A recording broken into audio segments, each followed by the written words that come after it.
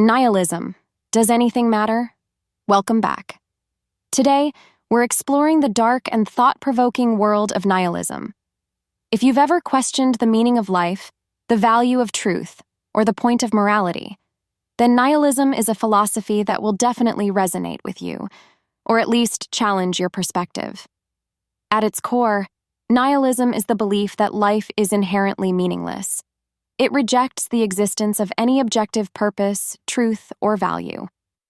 Nihilists argue that there's no inherent meaning in the universe, no higher power or moral truths that dictate how we should live our lives.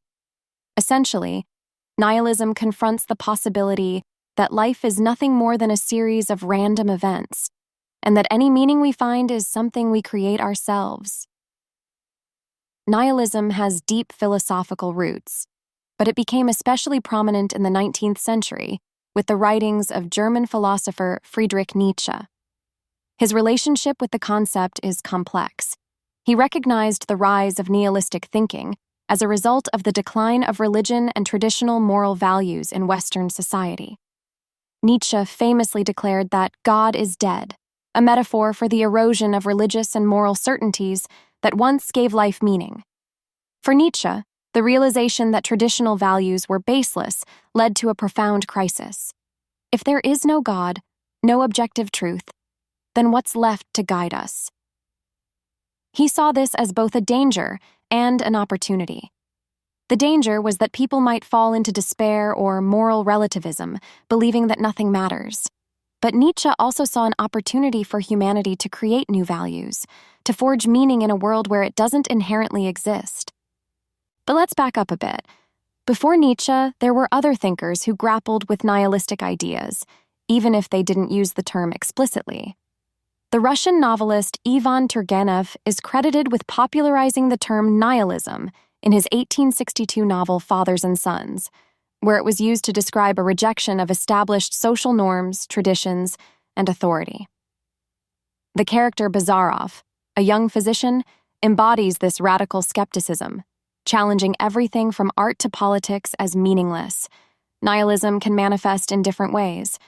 Metaphysical nihilism is the belief that reality itself might not even exist, or that if it does, it's unknowable and inherently meaningless. Moral nihilism rejects the existence of objective moral values, suggesting that concepts like good and evil are simply human constructs with no inherent truth. Existential nihilism is perhaps the most widely recognized form, focusing on the idea that life itself lacks intrinsic meaning or purpose. Existential nihilism often raises the most eyebrows because it directly challenges the very foundation of human existence. Why do we get out of bed in the morning? Why do we strive, love, create, and hope if ultimately it doesn't mean anything? This can lead to a sense of despair, often called existential angst, or the abyss. However, many thinkers have argued that confronting nihilism doesn't have to lead to despair. In fact, it can be empowering. If life has no inherent meaning, then we are free to create our own. This is where existentialism, a philosophy closely related to nihilism, comes into play. Existentialist thinkers like Jean-Paul Sartre and Albert Camus argued that while life may be absurd, we can find meaning in our own experiences, choices, and relationships. So, why does nihilism matter? Nihilism forces us to confront uncomfortable truths about the human condition. It challenges us to think deeply about what we believe, why we believe it, and how we choose to live our lives.